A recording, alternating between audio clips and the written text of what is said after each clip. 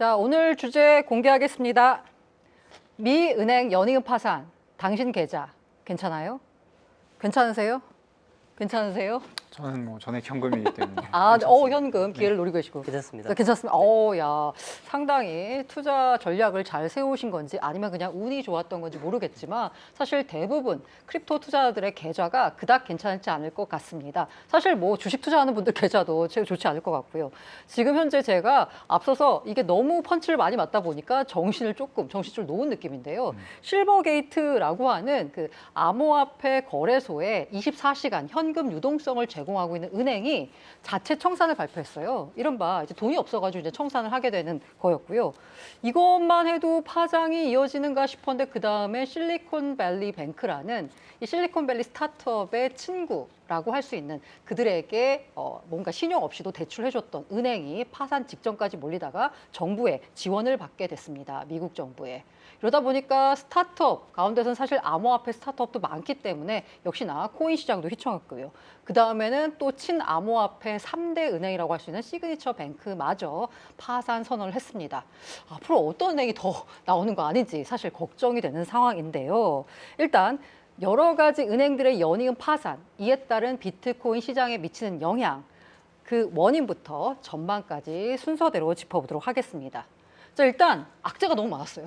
우리 정리왕 김동완 대표님이 네. 무슨 악재가 있었는지 차근차근 정리 부탁드리겠습니다. 네, 일단 현지 시간으로 8일 실버게이트 은행이 이제 자체 청산을 했죠. 이게 참 흔하지 않은 일인데 또 이제 11일에는 실리콘밸리 은행이라고 해서 은행에서 이제 요즘에 기사에서는 SBV로 많이 이제 얘기가 발음이 되는, 어려워요. 여기가 이제 파산 절차를 밟기 시작했고요. 13일에는 시그니처 은행이라는 곳이 이제 미국 금융 당국의 지시로 폐쇄를 했습니다. 그래서 세 가지가 이제 일이 주말 사이에 있었고요. 특히 이제 실리콘밸리 은행 같은 곳은 전 미국에서 은행 중에 총 그 순위가 자산 규모가 16위 정도 되는 굉장히 큰 은행이에요. 2,090억 달러? 그렇죠. 뭐 277조 된다. 뭐 이렇게 많이들 얘기하더라고요. 뭐 한국으로 치면 이제 한 산업은행 정도, 그러니까 굉장히 큰 은행인 거죠. 여기서 이제 파산 절차를 갑자기 하루아침에 밟게 됐고요. 새 은행이 망한 이유가 거의 유사할 것으로 지금 추정이 되고 있는데, 왜 망했나요? 일단 첫 번째로는 최근 2020년 3월 이후부터 코로나19를 극복하기 위해서 시중 유동성을 엄청 증가시켰잖아요. 그래서 뭐 은행, 그러니까 투자를 받은 스타트업이 또 예금을 하고 일반 지원금을 받은 사람들이 또 예금을 하고 은행 예금 자체가 굉장히 늘어났습니다. 급속도로 증가. 그거에 비해서 은행은 예금을 받고 또 대출을 빌려주고 뭐 이렇게 예대 마진으로 돈을 버는 뭔가 기관인데, 은행도 장사를 해야 되는데. 그렇죠. 장사할 곳이 마땅치 않았습니다. 그래서 대출을 더 이상 안 받아가는 그렇죠. 거예요? 이 은행들이 그래서 보면은 이 실리콘밸리 은행이라는 곳은 말 그대로 실리콘밸리에 있는 스타트업들이랑 주로 사업을 하는 은행이거든요. 제가 보니까 실리콘밸리에 있는 거의 절반 네. 이상의 스타트업이나 VC들이 여기에 고객이다라고 하더라고요. 그렇죠. 근데 이 은행의 대출 장부를 보면 그 나파밸리라고 해서 캘리포니아의 그 와인으로 유명한 동네가 있거든요.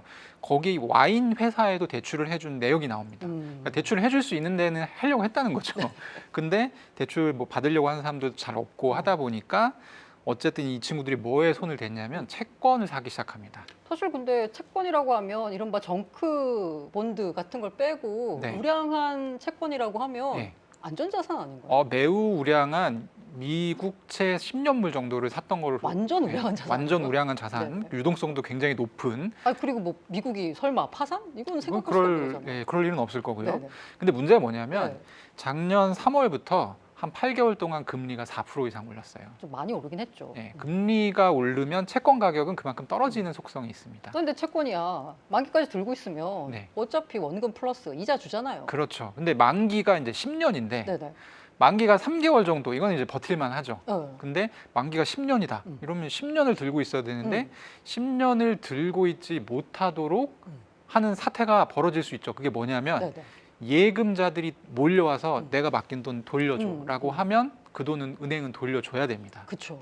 그런데 이 상황이 바로 지난주 말에 벌어진 상황입니다. 소위 뱅크런이 그렇죠. 벌어진 거구나. 네. 그러면서 은행이 맡긴 돈을 못 내주니까 결국은 파산에 몰린 거고. 그 이제 뭐 세 가지 은행이 다 비슷한 상황이라고 비슷하게. 말씀드렸지만 네네. 사실 이제 실리콘밸리 은행이 좀 극적인데 이곳은 아까도 말씀드렸다시피 스타트업 그러니까 실리콘밸리의 스타트업이 투자를 받아서 예금을 하는 은행으로 네네네. 유명한 곳이에요. 근데 이 고객이죠. 은행 입장에서 고객들의 속성이 뭐냐면 굉장히 똑똑하고 조금이라도 이 이자가 좋다라고 하면 바로바로 은행을 갈아타는 그러니까 굉장히 이 똑똑한 사람들이라는 거죠. 근데 이게 무슨 일이 있었냐면 피터 틸이라고 하는 페이팔 마피아, 예, 페이팔 파운더 중에 한 명인데 이 사람들이 많은 스타트업들을 또 키웠거든요. 피터 틸로 추정되는 어떤 이제 메신저가 자기 스타트업들한테 다 문자를 보낸 거예요. 그래서 돈 빼라? 네, 실리콘밸리 은행 위험한 것 같으니까 돈 빼세요. 오우야. 심지어 이 유사한 내용의 문자를 저도 받았거든요. 와, 네. 그런 글로벌 네트워크에 우리 김동완 그러니까 대표님 계시는구나. 저는 이제 약간 꼽사리로 네네네. 컨설팅을 하니까 이제 그 관계사들의 이제 메시지인데 어쨌든 좀 신기한 경험이었어요. 그러니까 네네. 메신저가 다 다른데 발신이 다른데 내용이 똑같아요. 어. 나 들었는데 뭐 돈 이렇다고 빼라. 한다. 있으면 당장 빼라. 이런 얘기가 돼서 무슨 일이 벌어졌냐면 이것도 참 신기한 일인데 네네. 현지 시간으로 9일 거의 만 하루 동안에 네. 이 실리콘밸리 은행에 있는 전체 예금의 25%가 상환이 됐습니다. 와. 아니 근데 사실 우리나라도 지급 준비율이 지금 몇 프로인가요? 지금 10%안 되죠. 안 되는 걸로 네. 알고 있는데 그럼 우리나라도 이론적으로 25% 예금 달라고 예금자들이 몰려들면 파산하는 거 아닌가요? 그렇죠. 다 파산이죠. 어. 전부 다 파산이죠. 그런 일이 네. 실리콘밸리 뱅크에선 벌어진 거죠. 네, 그래서 이런 것들이 이 배경이라고 할 수 있겠고요. 그래서 단순히 이게 어떤 부실한 은행 뭐 이렇게 보기보다는 금리 인상을 굉장히 급격하게 했었던 최근의 상황이 반영된 그리고 어떤 은행이라고 하는 은행은 사실 돈 벌 수 있는 창구가 굉장히 제한되어 있잖아요. 그런 어떤 특성들이 이렇게 혼합된 그래서 나타난 어떤 현상으로 보면 좋을 것 같습니다. 사실 이제 아까 세 개의 이슈를 말씀해 주셨는데 처음에 실버게이트 은행이 터졌을 때만 해도 이게 약간 친암호화폐 은행이고 이 실버게이트가 24시간 유동성을 제공하는 SEN을 실버게이트 익스체인지 네트워크 맞나요? 그거를 운영하고 있는 곳이라서 야 그래 코인업계가 문제고 여기가 FTX에 물렸다라고 이제 알려지면서 코인업계 자체 문제인 줄 알았어요. 일단 이 실버게이트는 아까 김동완 대표가 말씀 주신 그 유동성이 이제 마르는 그런 거 플러스 이 자체적으로 약간 암호화폐에서 FTX에 물렸다라고 해석할 수가 있는 거 아닌가요? 네, 맞습니다. 뭐 친암호화폐 은행이고 예전에 이제 상업부동산 대출 등을 하던 회사가 2014년부터 이제 가상자산 시장에 뛰어들면서 네네네. 사실 엄청 성장을 했었죠. 와, 저 주가 오른 거 보니까 네, 정말. 10배 넘게 올랐더라고요. 그리고 말씀하신 샌도 사실은 24시간 동안 대응을 할 수 있는 거고 뭐 달러랑 유로 같은 법정 화폐를 바꿀 수 있기 때문에 사실 정말 많은 기업들이 사용을 했었어요. 그러니까 크립토 기업들이. 맞습니다. 그런데 이제 그 10K 보고서라고 SEC에 제출해야 되는 연례 보고서를 이제 못 내게 된 치면 뭐 연간 보고서, 그쵸, 감사 보고서 같은 감사 거. 보고서 예. 회계 연도가 끝났을 때 내야 되는데 그거를 우리 지금 못 내겠다 했더니 잠재적 파산 위기가 있는 거 아니야? 문제가 생겼다라고 볼 수 하면서 있죠. 막 이제 돈을 빼기 시작한 여기도 거죠. 뱅크런이. 그렇습니다. 맞아요. 그리고 사실 가장 큰 배경은 이제 FTX가 파산 보고 신청이 됐을 때 네네. FTX랑 거래 관계가 있다 보니까 많은 사람들이 이제 갑자기 뺀 거죠. 아, 그치, 맞아. 거기랑 거래하던 은행이었으니까 여기도 뭔가 위험한 문제가 것이다. 있겠다. 그리고 이제 센 같은 경우도 뭐 암호화폐 담보대출이 이제 약간 위험으로 돌아와서 코인런까지 발생을 한 거예요. 아. 뱅크런의 코인런까지. 그러다 보니까 이제 이거에 대해서 대응을 하기 위해서 직원들 40% 해고를 하고. 근데 당장 이제 아까 대표님 말씀하신 것처럼 돈이 없는데 내가 여태까지 사실 단기 채권이 아니라 만기가 너무 오랫동안 뒤에 돌아오는 채권에다가 투자를 하다 보니 이거를 다시 현금화하니까 너무 지금 마이너스가 심한 거죠. 그러니까 미실현 손실이 파는 순간 실현 손실이 돼버린 거죠. 맞습니다. 다만 아까 말씀하신 것처럼 거기에 투자는 절대 나쁜 게 아니에요. 너무너무 안정적이고 좋은 건데 그 돈을 뺄 수밖에 없는 상황이 됐다는 그 유동성의 문제가 이제 문제가 된 거고요. 궁극적으로 사실은 지난달에도 뭐 이게 1월 달인가 이게 뭐 인수를 한다. 여러 가지 인수설도 있었고 주가가 오르기도 했어요. 하지만 결국은 이제 청산까지 가게 된 배경이 있었습니다. 제가 신영증권에서 나온 보고서를 보니까 이렇게 연쇄 도산을 두고서 연준의 과잉 긴축에 청구서가 날아들었다라는 표현을 쓰더라고요. 아, 이게 과잉 긴축하는 그 뭔가 대가가 이제 날아들었다라는 건데, 자 이렇게 실버게이트 같은 경우에는 친코인 은행 SEN이라는 그 네트워크까지 제공하면서 크립토 친화적으로 운영을 했던 곳이고, 사실 SBV 실리콘밸리 뱅크 같은 경우에도 뭐 암호화폐 그 스타트업들에게 뭔가 자금 대출 많이 해준다고 볼 수 있지만. 여기 은행이 이 실리콘밸리 은행이 특히나 문제가 되는 게 시장에서들 많이 말하는 게 USDC 상품 때문이다라고도 하더라고요. 이 USDC 상품이 무엇이고 왜 실리콘밸리 뱅크의 파산 선언에 타격을 받은 건지 우리 정리왕. 네. USDC는 스테이블 코인, 담보 달러죠. 기반의 스테이블 코인, 달러 기반의 스테이블 코인이고요. 그리고 서클이라는 회사가 발행 및 유통을 책임지고 있습니다. 사실 스테이블 코인의 1등 하면 테더잖아요. 그렇죠. 근데 테더는 위험하다 얘기를 제가 2018년부터 들은 것 네, 같아요. 그렇죠. 근데 그렇게 테더 위험하다라는 얘기가 나오면서 USDC가 상대적으로 안전하다라고 그렇죠. 했거든요. 네. 근데 이번에 USDC가 터졌어요. 수수료도요, 제일 비쌉니다. 그래요? 거래소 간에 옮길 때 아. USDC가 이제 출금 수수료를 제일 비싸게 받고요. USDT나 BUSD 같은 건 상대적으로 좀 싼데 아. 그만큼 약간 프리미엄 상품의 느낌이 있죠. 뭔가 비싸지만 안전하다. 안전하다. 아. 그리고 별일이 벌어져도 이게 서클이라는 회사 자체가 네. 유전자가 그 월가에 있었던 뭐 골드만삭스라든지 이런 곳들이 컨소시엄으로 다 들어와 있거든요. 배경이 좋구나. 예, 그러니까 만약에 금수저. 예, 금수저. 응. 그래서 만약에 스테이블 코인을 미국 정부가 어떻게 할 때 응. USDC만큼은 살아남을 가능성이 높다. 아. 이것이 지금까지 시장의 컨센서스. 그래서 일전에 팍소스 BUSD 규제할 그렇죠. 때 USDC는 괜찮다라는 얘기가 나왔었던 거네요. 그렇죠. 근데 갑자기 왜 그런 거야? 왜냐하면 네. 이 서클이라는 스테이블 회사가 코인. 스테이블 코인이 그 예치금 기반의 스테이블 코인이기 네네네. 때문에 이 찍는 만큼의 예치금을 어디 은행에다가 이렇게 보관하고 있어요. 보관을 해놔야 돼요. 아니면 뭐 국채 같은 걸 들고 있거나. 네, 근데 이제 이 서클이라는 회사가 직접 들고 있으면 그럼 믿을 수가 없잖아요. 그렇죠. 이거 분리해야죠. 분리해야 되는 이거 거니까. 있잖아, 분리. 그래서 은행 어딘가에 넣어놔야 되는데 어. 가령 SBB 같은 경우는 이 6개의 회사 중에 하나였던 거예요. 그러니까 서클이라는 회사가 USDC 담보금을 6개 은행에다가 분산해서 넣어놓고 넣어놨는데 있는데 그 중에 그중에 하나가 네. SBV였고 갑자기 돈이 물렸는데 이제 제일 먼저 나온 뉴스가 뭐였냐면 SBV가 파산 절차를 밟는다 했을 때 제일 먼저 나온 게 그러면 걔네 예금이 지금 한 1,754억 달러 정도 네네네. 있는데 미국도 한국처럼 이제 우리도 그 예금 예금자 보호법 하잖아요. 우리가 따라한 거죠, 사실 미국. 그렇죠. 사실 이제 거기는 더 많이 해줍니다. 우리는 5천만 원 해주는데 거기는 25만 달러 해주거든요. 야, 근데 뭐 25만 달러면 한 3억 좀 안 되는 돈인데 네. 저한테는 큰 돈이지만 그렇죠. 기관들 입장에서는 아까 얘기했잖아요. 이 SBV라는 어. 은행의 대부분의 고객이 실리콘밸리에 있는 스타트업 기업들이라고. 그러니까 얘네 입장에서는 투자금을 막 수십억, 수백억을 받을 텐데 그 중에 3억 꼴랑 해주는 거예요. 그거는 아니지. 그래서 이제 월스트리트에서 무슨 기사가 나왔었냐면 1,754억 달러 중에 예금자 보호법 못 받는 그 적용이 안 되는 금액이 한 1,500억 정도가 된다. 1,500억 아이고야. 달러 정도가 된다. 아이고야. 80%가 넘는다라고 했었거든요. 그래서 이거 못 받는 거 아니야? 네네. 그러면은 우리라고 하면 좀 그렇지만 서클도 네네. 거기다 맡겨놓은 예치금 못 받는 거 아니야?라는 불안감이 주말 사이에 엄청 확산되면서 그러면 스테이블 코인 팔아야겠다. 그래서 사람들이 엄청 스테이블 코인을 팔기 그러니까 시작합니다. USDC를 파는 거죠. 그렇죠. 그래서 엄청 가격이 많이 떨어졌어요. 그러니까 정상적인 상황이라고 하면 1달러가 돼야 되는데 제가 그래프 이렇게 보다 보니까 0.9달러마저 떨어지는. 그거는 이제 사실 무너지는 중앙화 상황이. 거래소라고 하는 어. 중앙화 거래소에서는 한 10% 정도 떨어졌고요. 어. 근데 일시적이긴 하지만 디파이 같은 곳에서는 더 많이 떨어졌었습니다. 그러면 이 USDC 하락에 약간 이른바 디파이 관련 토큰들도 하락폭이 그렇죠. 다른 것보다 엄청 크던데 네. 이 여파였던 건가요? 일단은 디파이는 거의 아수라장이었습니다. 주말 사이에. 왜냐하면 아수라장 말 그대로 질서가 없는 거예요. 그치, 약간 스테이블 코인이 일종의 약간 기준점을 세워주는 기준점을 역할이죠. 세워주는 역할인데 얘가 가격이 떨어지니까 가령 뭐 스테이블 코인이 가격이 0.9로 떨어지잖아요. 그러면 상대 평가기 때문에 맞아요. 비트코인은 10%가 늘어납니다. 가격이 가만히 앉아 있는데 비트코인이 10% 올라가는 거예요. 그 페어에서는. 네. 그리고 디파이는 페어별로 사실 유동성 공급이 되는 AMM 방식이 네, 많이 네. 지금 대중화되어 있기 때문에 사실 더 혼란스러움을 좀 많이 겪었었죠. 와, 이렇게 돼서 USDC의 약간 그 혼란에 사실 크립토 시장이 많이 타격을 입었는데 제가 보기에 약간 하락폭을 보니까 위험 자산이라고 할 수 있는 나스닥보다도 비트코인 그리고 크립토 시장 전체 시가총액 줄어든 규모가 더 컸던 것 같아요.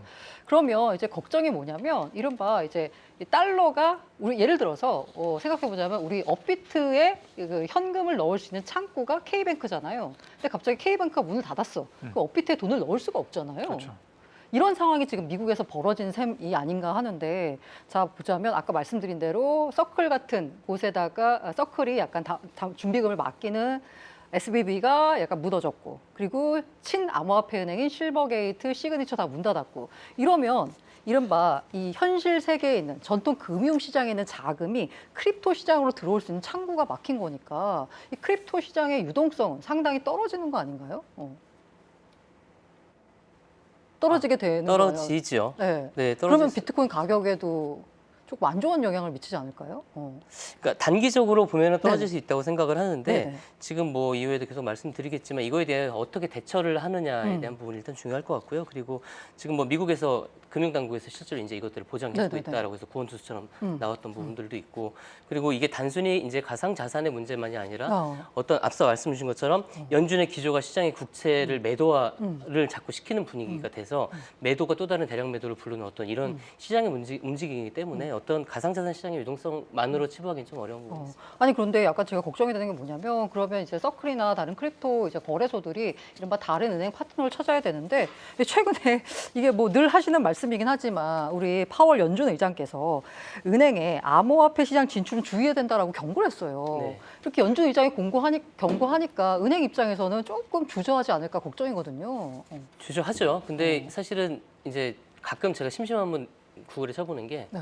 파월 의장 발언, 암호화폐 경고 이렇게 쳐보면 거의 주별로 나오거든요. 아, 거의 그래서 새로운 얘기 아니다. 네, 저는 그냥 또 이제 이야기하는구나, 또 경고하는구나. 그래서 이번에는 또 이런 얘기했어요. 7일 날 있던 미국 상원 청문회에서 앞으로 전통 금융 우리 이제 규제 안에 있는 금융권이 가상자산 관련 거 할 거면 우리한테 컨펌 받고 해. 그리고 우리한테 일단 얘기하고 사실 뭐 무슨 컨펌이 제대로 있는 것도 아니잖아요. 하고 강력한 대화를 좀 우리랑 하고 나서 하자. 뭐 이런 이야기들 했고 다만 뭐 우리는 혁신을 저해하진 않아. 다만 기업에만 유리한 혁신은 원하지 않는다. 뭐 이제 SEC에 유리한 혁신을 원하는 건지 모르겠지만 아, 이제 그런 늘 있는 발언이라 사실 네네. 이제 저는 경고보다는 어. 어떤 이제 손에 잡히는 무언가를 빨리 만드는 게 중요하지 않을까. 지금 실제로 미국 상원에 뭐 법안이 올라와 있는데 우리나라처럼 약간 만드는데 좀 지지부진한 거는 맞는 것 같습니다. 그리고 이제 또 궁금한 게요.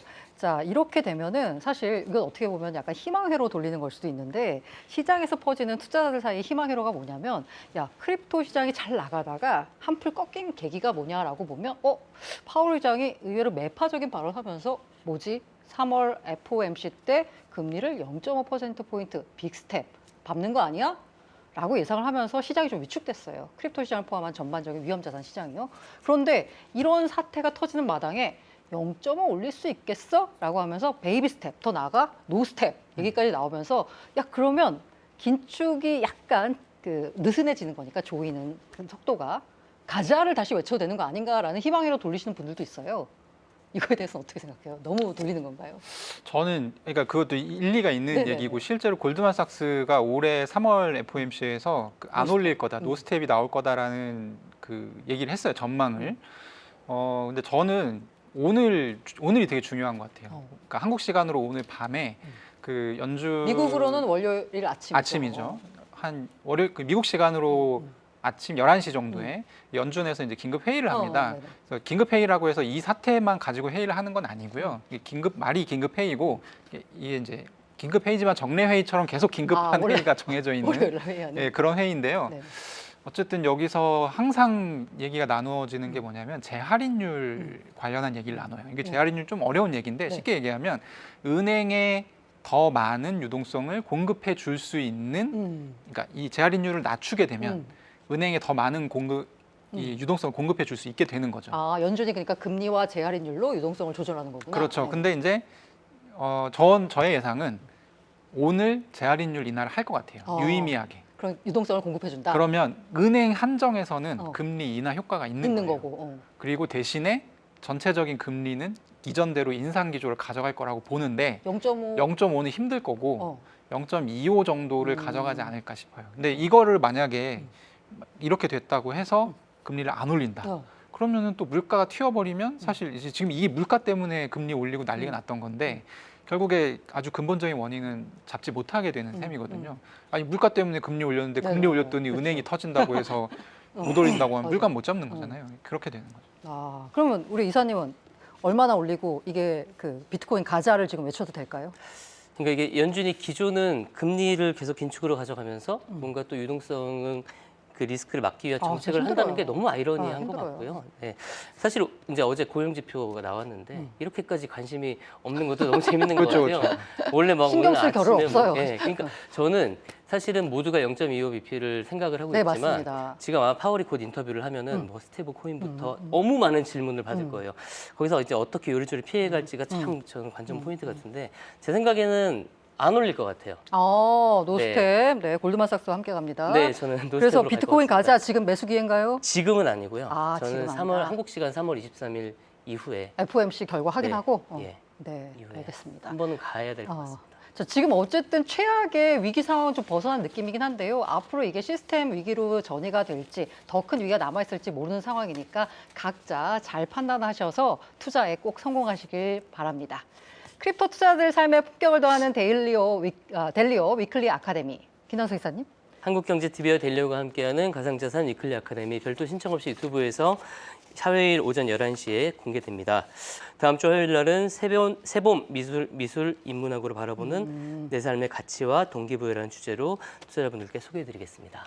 자, 오늘도 크립토 업계의 주요 소식 전해드렸습니다. 시시각각 변하는 크립토 시장에서 알기 쉬운 투자 정보, 시장 분석을 원하신다면 앞으로도 버추얼 토크 가상자산 시즌2 꾸준히 많은 관심과 성원 부탁드리겠습니다. 오늘도 함께해 주셔서 감사합니다.